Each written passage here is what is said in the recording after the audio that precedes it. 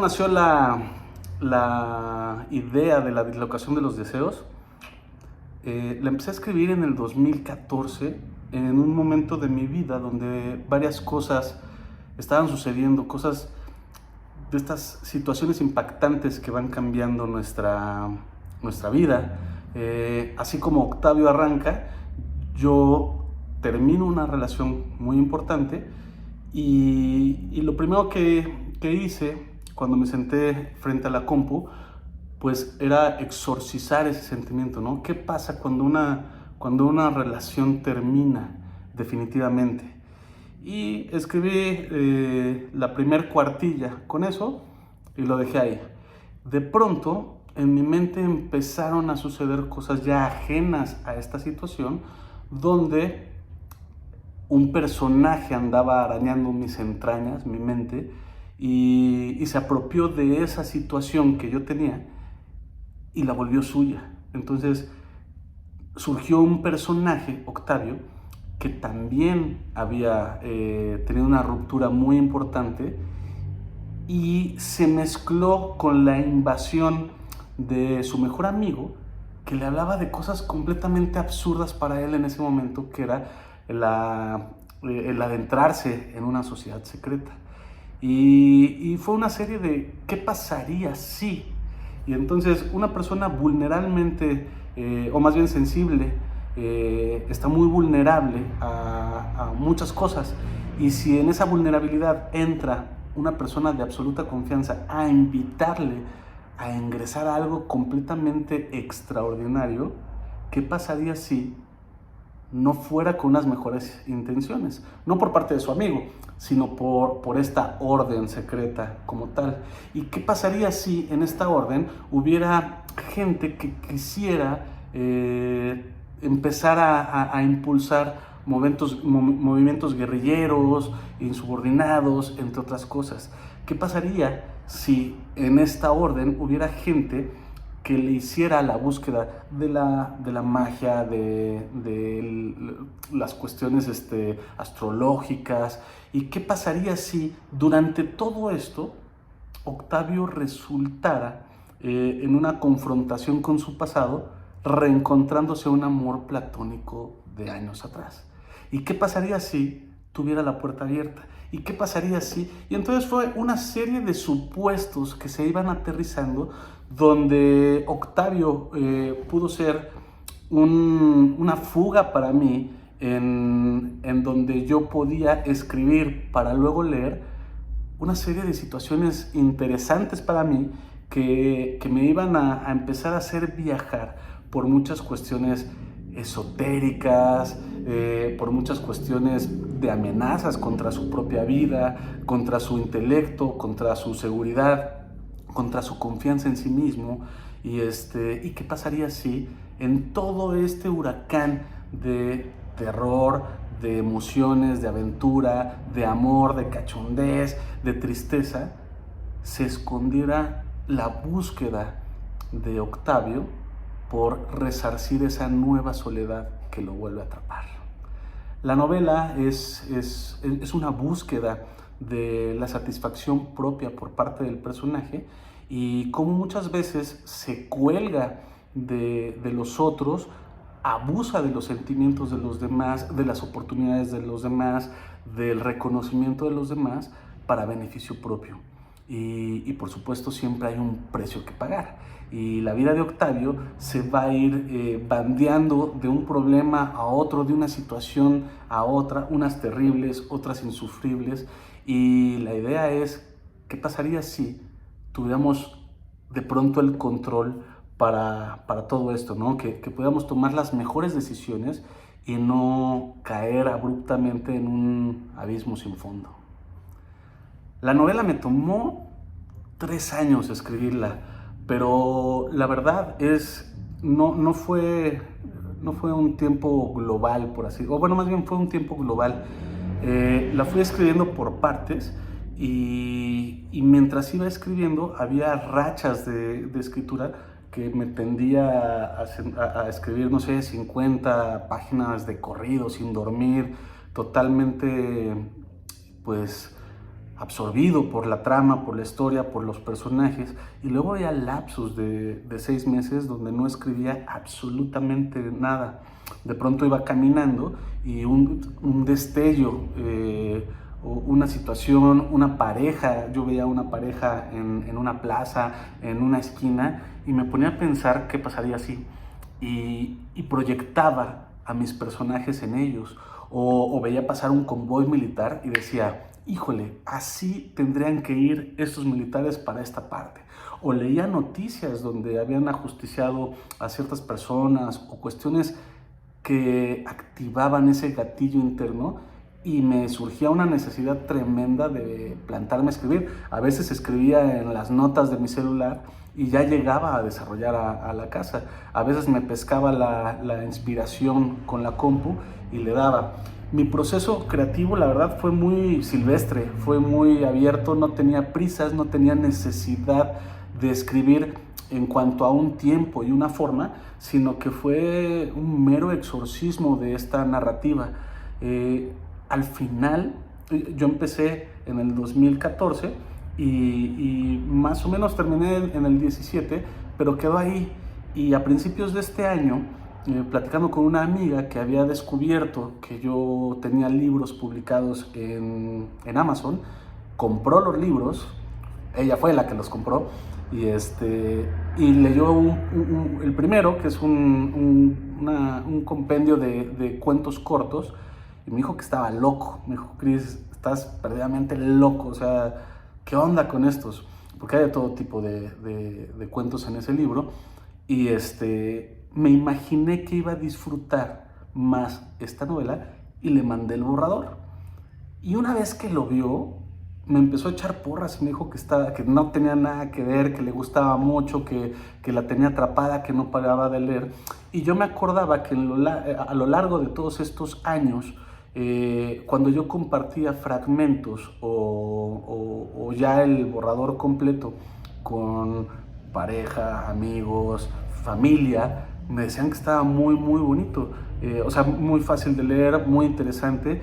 Y lo que más me jalaba es que todo mundo, a ver, eran familiares y amigos, y claro que iban a echar porras, pero todo mundo decía lo mismo en un punto, que era imposible de dejar de leer.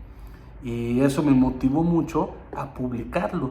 Y justamente caía la fecha del premio Amazon. Yo siempre tuve la inquietud de inscribir y lo hice con las anteriores, de inscribir a premios literarios, pero honestamente no estaba desarrollado, no estaba corregido, no estaban los textos anteriores. Ahorita ya los corregí y ya les acaba de dar forma. Estaban muy silvestre, como platicaba. Y cuando veo que las fechas para el premio Amazon cuadran con que yo ya tengo el libro y falta una revisión y me da tiempo de meterlo, me pongo manos a la obra y lo presento. Lo presento creo que el 29 de mayo, y la verdad es que bien contento. Al principio vendí 3, ¿no?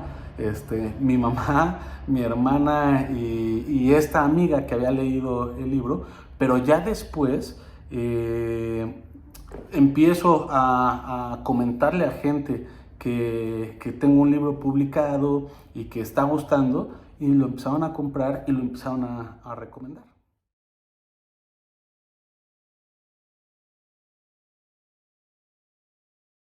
Los escritores que inspiran mi trabajo o mi estilo, definitivamente Alessandro Barico es un escritor que me ha cambiado la vida como lector, que en mi vida de lector hay un antes y un después, y fue conociendo a Alessandro Barico. El primer libro que leí de él fue Océano Mar, y revolucionó mi mente completamente, me volví loco, loco, loco, loco. Héctor Aguilar Camín, wow, con La Guerra de Galio, igual revolucionó muchas cosas en mi forma de leer. Y por supuesto Carlos Fuentes, también, o sea, Aura, Chuck Moll, o sea, hay muchísimos, muchísimos escritores. Stephen King también me fascina. Yo la verdad es que entré al mundo de Stephen King con mucha resistencia por comprar ideas sin conocerlo. Y el primero que leí fue El Resplandor. Wow, wow, wow. Bram Stoker. Son libros fundamentales en mi acercamiento a la literatura, porque yo honestamente de niño no me gustaba me gustaba leer, pero solo ciertas cosas, y me chocaba que me obligaran a leer cosas que no me interesaban. Eh, por ahí desde mi infancia tuve acercamiento a ciertos textos que me llamaron mucho la atención. eh, Robin Hood, El Príncipe Feliz. Luego ya en la escuela, el primer libro que leí completo fue Aura, me lo dejaron en la escuela. Luego La Divina Comedia. Luego Grandes Esperanzas, ese me lo chuté en inglés sin saber inglés, gracias a que me obligaron bueno, no me obligaron, estaba en el programa de la escuela, leer Grandes Esperanzas. Aprendí o mejoré mi inglés. Y por supuesto Edgar Allan Poe. Yo sé, son varios que no sé si influyan en mi estilo, pero sí en mi persona, y sobre todo como lector es algo que son escritores que me atrae, y hay muchísimos más, por supuesto. Pero bueno, esos son algunos de los que más me han influido para muchas cosas.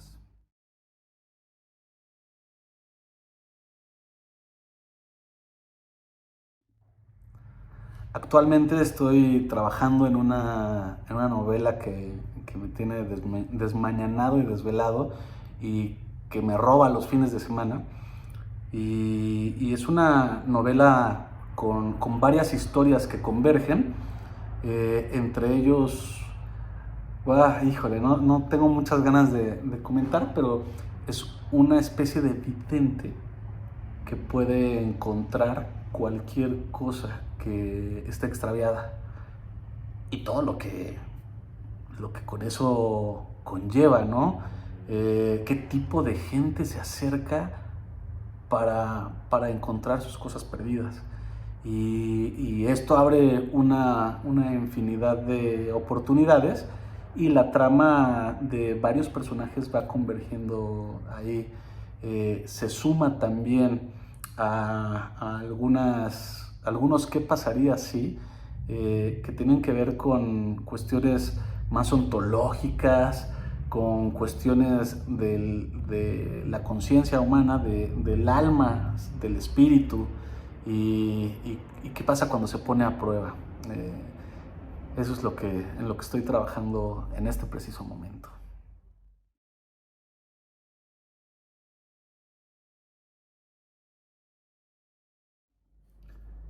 Lo que yo recomendaría a escritores que arrancan es escribir, escribir sin importar cómo, si nos da vergüenza, si nos da, o sea, exorcizar las letras de nuestro interior y compartirlo.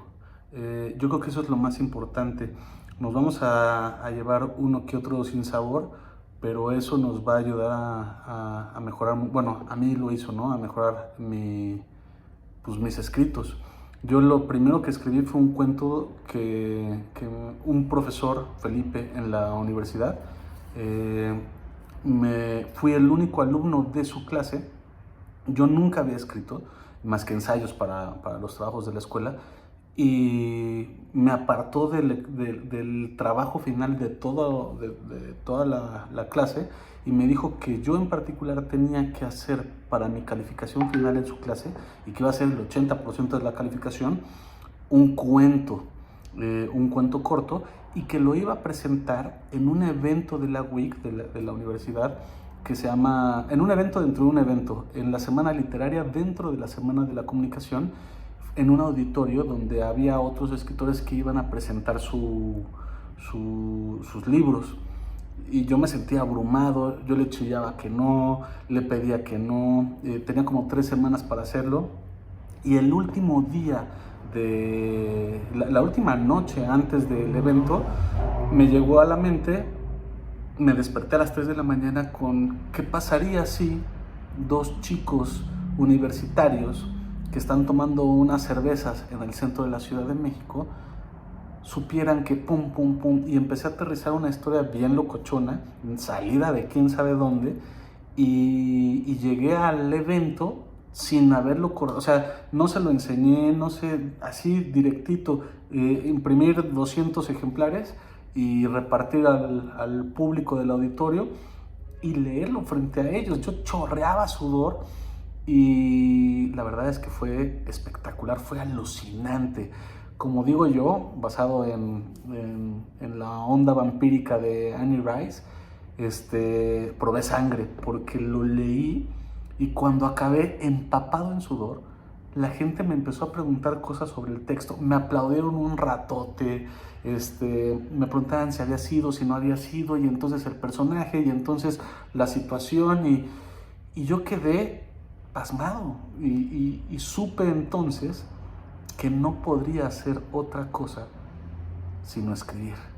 Y llegué con esa determinación a saber que eventualmente iba a convertirme en un escritor de profesión.